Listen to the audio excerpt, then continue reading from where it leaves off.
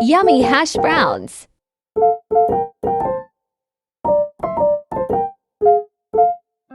Half kg potatoes.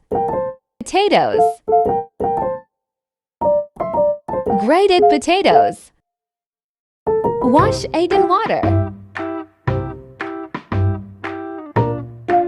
Soak water. 2 tablespoon oil. Fry it for 5 minutes. Mix it.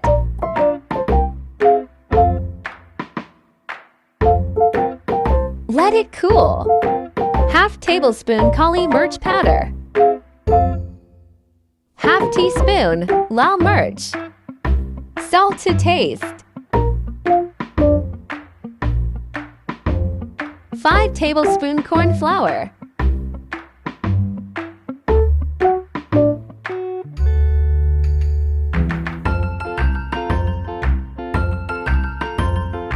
Mix well. Batter is ready. Grease oil in hands.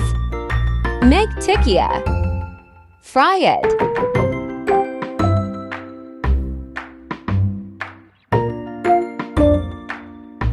Ready to eat. So delicious and yummy.